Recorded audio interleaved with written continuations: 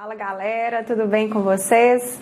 Aqui é a professora Laís, professora de Direito Administrativo do Vale Concursos, e nós vamos dar continuidade àquele projeto de resolução de questões que nós começamos aí, já vimos uma aula com várias questões do nosso tema, bem interessantes, e eu selecionei outras para a gente dar continuidade e vocês gabaritarem na sua prova de concurso. Então vamos lá, gente, vamos para a primeira questãozinha aí. Sei que a letra ficou um pouquinho pequena, que a questão está enorme, mas a gente vai ler junto, tá bom? Assinale a alternativa que corretamente trata dos poderes administrativos. Então, eu estou pedindo o quê? Alternativa correta. Letra A. Poder disciplinar é a prerrogativa que a administração pública possui de editar atos gerais para complementar as leis e permitir a sua efetiva aplicação aos casos concretos em âmbito administrativo. Gente, tá certa? Não, isso não traduz o poder disciplinar. A questão, então, trouxe aqui o conceito do poder regulamentar, tá? Conseguem ver? O poder regulamentar que possui a característica de editar atos gerais para complementar as leis. Letra B.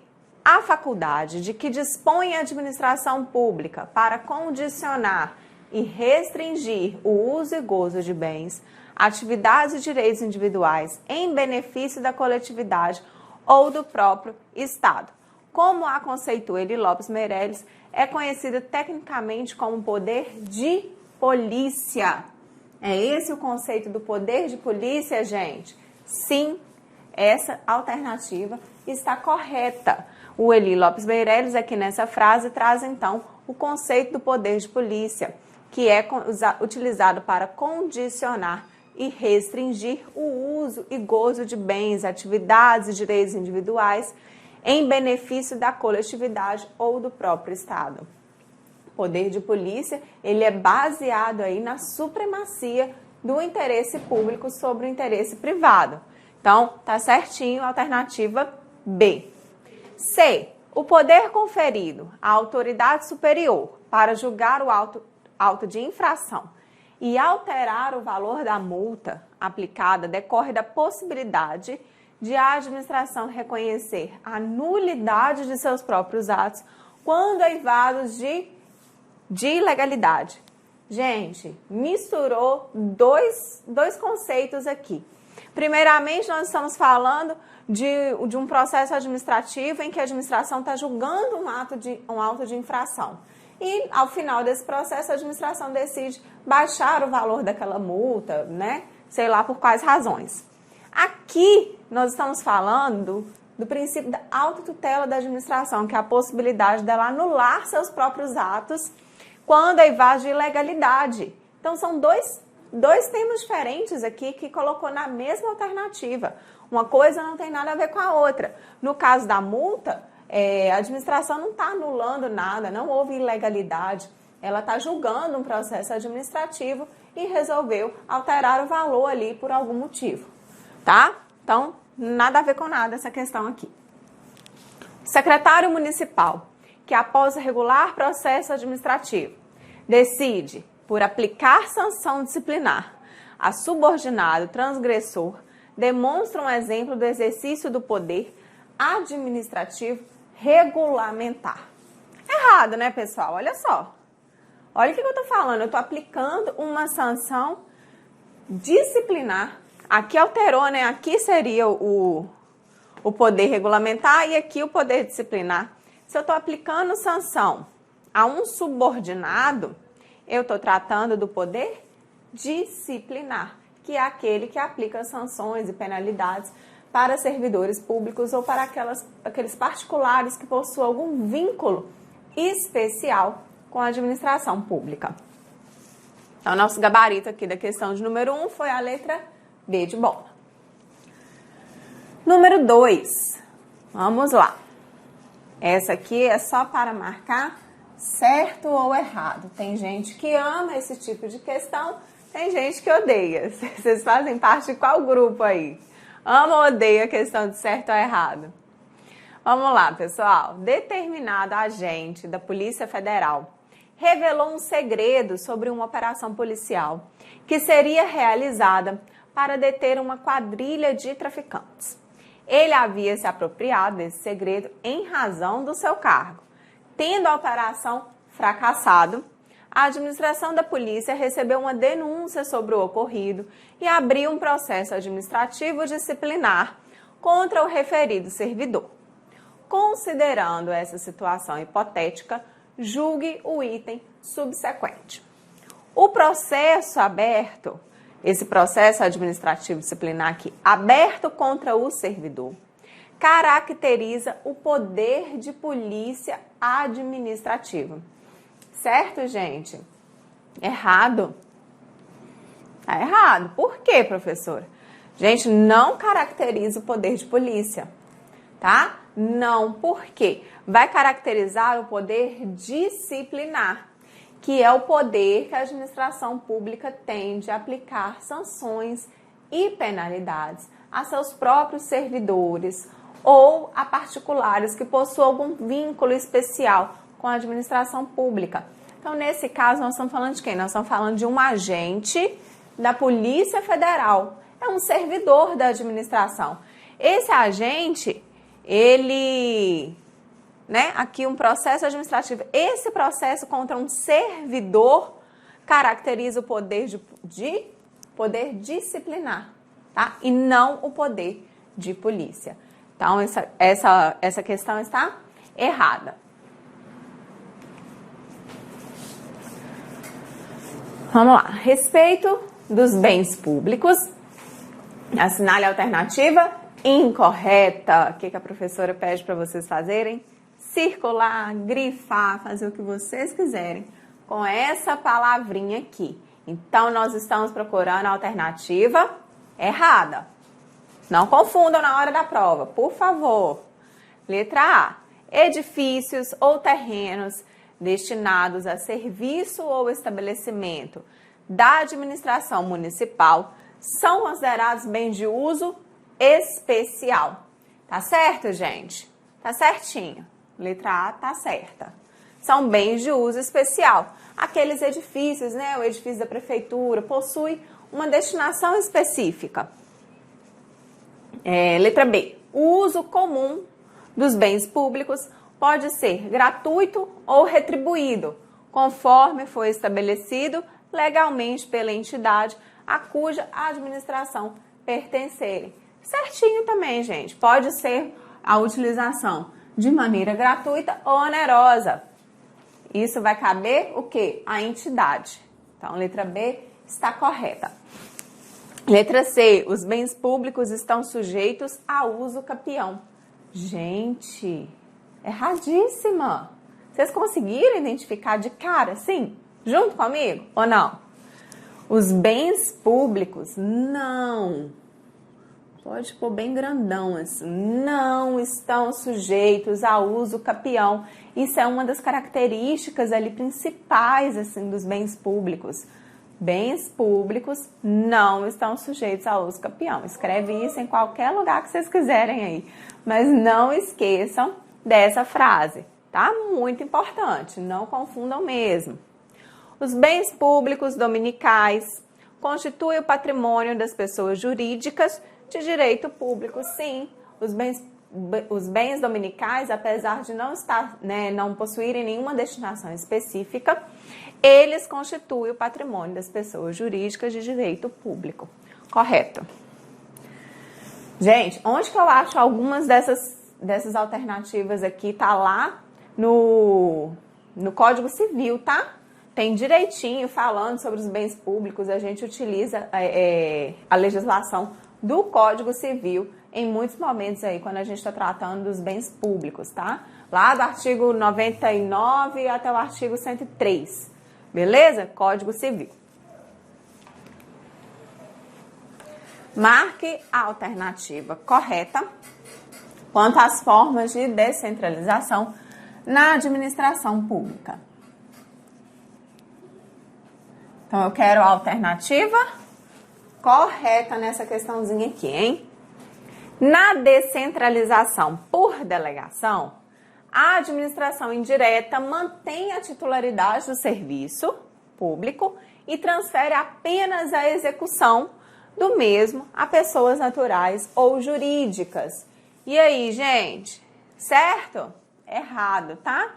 Essa descentralização por delegação é algo que a administração direta realiza e não a administração indireta, ok? A administração direta, na descentralização por outorga, transfere a titularidade e a execução dos serviços para a entidade da administração direta criada por lei. Certo? Errado, gente. A administração direta realiza a descentralização por outorga para a administração direta. Olha só, não. A administração para a administração indireta. Olha só como está muito parecido, né? Se a gente for ver mesmo o significado, está completamente errado. Mas as palavrinhas, elas estão muito parecidas. Foi feito assim, de propósito, pode-se dizer, pelo examinador, para pegar vocês mesmo, pegar desprevenido, pegar numa leitura rápida que vocês fizerem e marcar por engano. Mas vocês não vão cair nessa, porque vocês vão ler com calma, com paciência, grifando, refletindo na questão, né? Vocês não vão ler rápido, vocês não vão passar por isso aqui despercebido, não. Letra C. A descentralização por delegação ocorre por ato administrativo ou contrato administrativo, sendo os serviços prestados pela pessoa jurídica, assumindo o serviço em seu nome, por conta e risco, sob fiscalização e controles próprios, certo? Errado. Pessoal, não é controle e fiscalização própria daquela pessoa jurídica, tá? Quem vai exercer o controle disso aí é a pessoa jurídica que descentralizou o serviço. Então, é aquele ente jurídico que irá fiscalizar e não a própria pessoa jurídica a qual foi transferido esse exercício de serviço. Tá bom? Letra D. Na descentralização por outorga, olha só. A gente tem uma descentralização por delegação e temos a outra descentralização por outorga. Agora é a outra. São criadas novas entidades integrantes da própria administração, mas com personalidade jurídica diversa, certinho. Todas essas que são criadas aí, essas novas entidades criadas na descentralização por outorga, elas vão possuir novas personalidades jurídicas. Cada uma vai ter a sua personalidade jurídica própria, tá? O nosso gabarito da número 4 é a letra D de dado. Número 5, mais uma questãozinha de certo ou errado. Vamos lá. Não se desconcentrem, acompanhem. No que se refere aos princípios dos serviços públicos, julgue o item. Princípio, gente, é uma matéria recorrente para cair em prova, tá? Quase que toda prova de concurso público, quando cai aí a nossa matéria de direito administrativo, pode contar com uma questãozinha de princípio, porque realmente o examinador gosta dessa matéria. A continuidade é atributo que impõe a manutenção permanente do serviço público, ainda quando houver, em oposição, razões de ordem técnica ou segurança ou de segurança ou inadimplemento do usuário. Certo ou errado, pessoal? Olha só, estamos falando do princípio da continuidade. É um atributo que impõe a manutenção permanente do serviço público? Sim, até aqui está certinha a questão. Ainda quando houver em oposição razões de ordem técnica ou de segurança ou inadimplemento do usuário? Não. É aqui que a questãozinha desandou. Então, ela está errada. Pessoal, o que quer dizer o princípio da continuidade aí no direito administrativo, né? O serviço, dentro do serviço público, o serviço ele deve ser prestado de maneira contínua. né, sem interrupções. A administração pública não pode simplesmente paralisar a prestação de um serviço, porque aquele serviço, em tese, é prestado para toda uma coletividade. Mas, em algumas exceções, pode haver a paralisação desse serviço. E essas são exatamente as exceções dessa prestação de serviço, dessa paralisação. Razões de ordem técnica, ou de segurança, ou inadimplemento do usuário. Então, essa aqui está errada, porque aceita sim essas exceções para uma possível paralisação de serviço, desde com prévio aviso da administração pública, tudo bonitinho, está explicado lá na lei, tá? Tem artigo certinho lá na lei 8987, falando dessa prestação de serviço público, desse princípio da continuidade.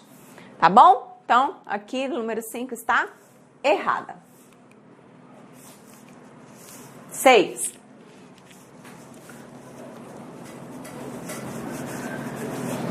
Quando o Estado, aí quando a gente se refere a Estado, a gente pode estar falando, né? União, DF, Estado, município, não necessariamente Estado nesse sentido aqui, né? Quando o Estado desempenha algumas de suas funções por meio de outras pessoas jurídicas, isso denomina-se descentralização, empreitada integral, execução direta, privatização ou tarefa. Gente, essa questãozinha aqui tá meio que de graça, né? Vamos dizer assim, é a descentralização. Estamos falando aqui dos entes, né? Federativos, União, DF, Estados e municípios. Quando eles desempenham algumas de suas funções através de outras pessoas jurídicas, isso aqui está claramente definindo a descentralização. Então, o nosso gabarito aqui é a letra A.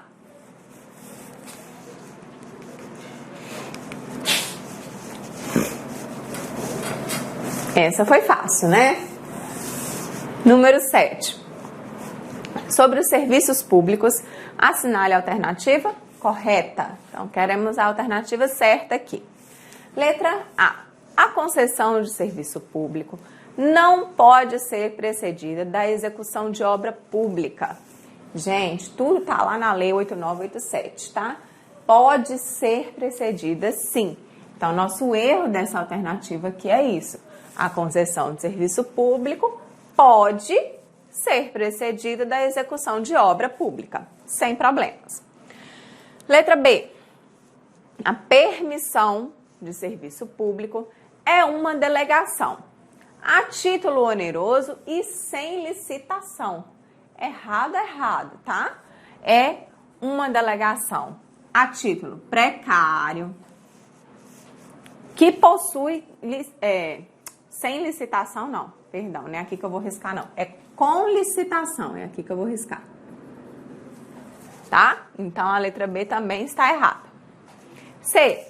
Incube ao poder concedente estimular a formação de associações de usuários para defesa de interesses relativos ao serviço. Certinho, gente, é isso mesmo que diz lá na lei, tá correta essa alternativa. Letra D. É dever da concessionária regulamentar o serviço concedido e manter em dia o inventário e o registro dos bens vinculados à concessão. Tá errado, pessoal. Não é dever da concessionária, tá?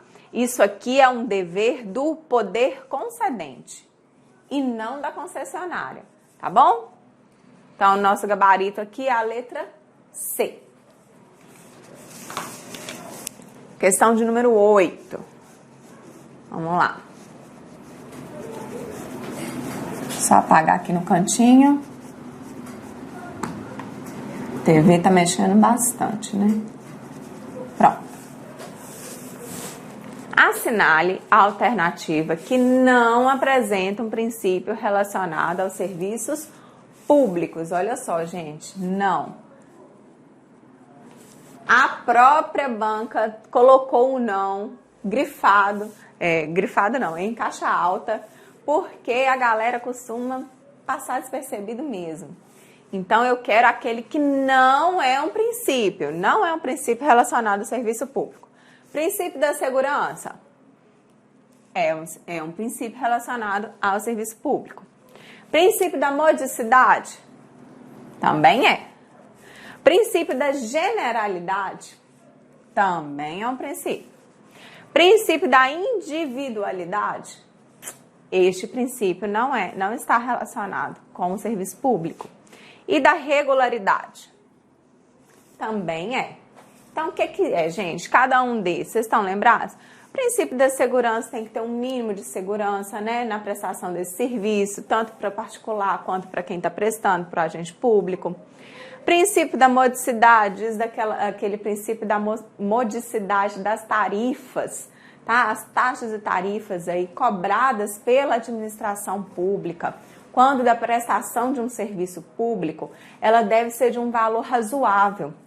Ela não pode extrapolar alguns limites, porque tem que ser acessível a todos os cidadãos, a toda a coletividade, né? Então, eu não posso colocar um preço abusivo nessa prestação de serviço público. Princípio da generalidade. Esse serviço público ele deve ser prestado a todos, tá? Eu não posso prestar um serviço público que irá favorecer um grupo de 10 pessoas, por exemplo. De jeito nenhum. Eu tenho que prestar um serviço público que vai beneficiar toda uma coletividade. Por exemplo, todo um município será beneficiário daquele serviço público prestado por aquela prefeitura. E não apenas 2, 3 pessoas, tá? Princípio da individualidade não faz parte, né, disso aqui. E o princípio da regularidade. Esse princípio ele deve ser prestado de maneira regular, de maneira contínua, né? Vem aqui também de encontro com o princípio da continuidade, tá bom? Então, nossa questão de número 8, alternativa D. Questão número 9.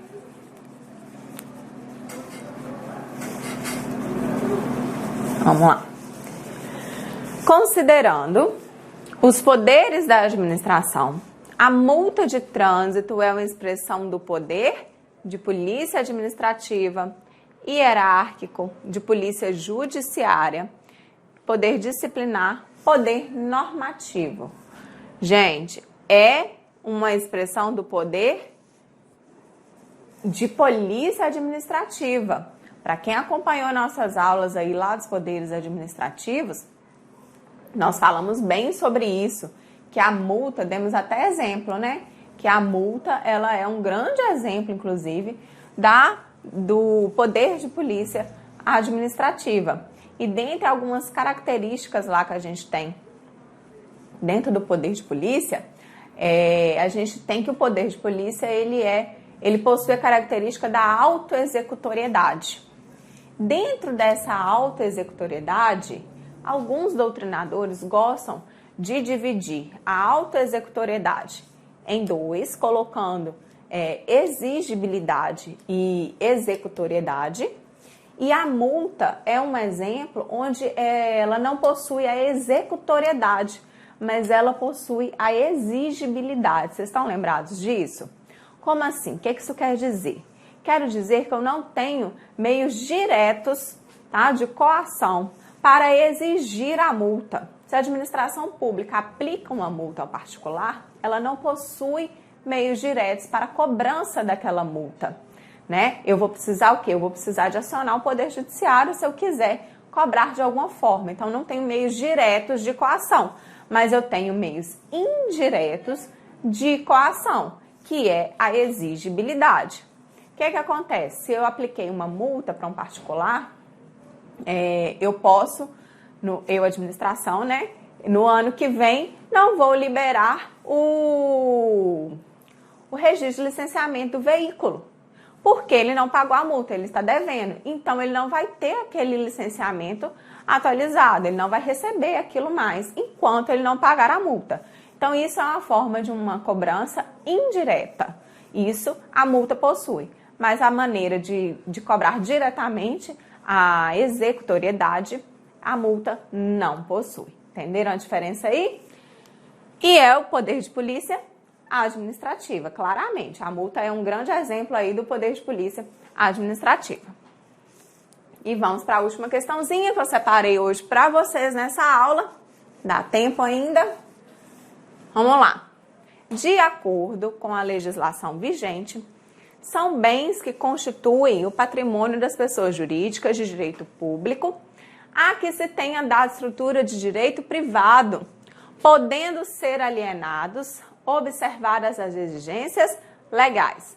Trata-se do conceito de bens públicos de uso comum do povo, bens públicos de uso especial, bens públicos dominicais, bens públicos decorrentes de desapropriação ou bens públicos afetados. Gente, o que vocês marcariam nessa questãozinha aí? São os bens públicos dominicais, tá, gente? Os bens públicos dominicais pertencem ao patrimônio das pessoas jurídicas de direito público, certinho, só que dê uma estrutura de direito privado a esses bens. Por quê? Porque esses bens, eles estão desafetados, eles não possuem uma destinação específica. Então, se esses bens eles estão desafetados, esses bens também podem ser alienados, observadas as exigências legais. Isso aqui é o conceito muito bem dado de bens públicos dominicais, onde que encontra lá no artigo 99 do Código Civil, a gente tem falando lá dos bens de uso comum, tá? Dos bens de uso especial e dos bens dominicais também. Vocês vão achar bonitinho lá. Então é isso, gente. Finalizamos aqui mais uma aula, né? Ainda vamos ter outras? Vamos ter outras. O nosso projeto aí é de 100 questões de direito administrativo. E nós vamos ver tudo, porque é muito importante mesmo para você, gente. Não fiquem com preguiça de assistir às aulas, tá? A professora quer que vocês passem nessa prova, consigam a tão desejada, a tão sonhada aprovação. Então é isso. Fiquem com Deus e a gente se vê na próxima aula.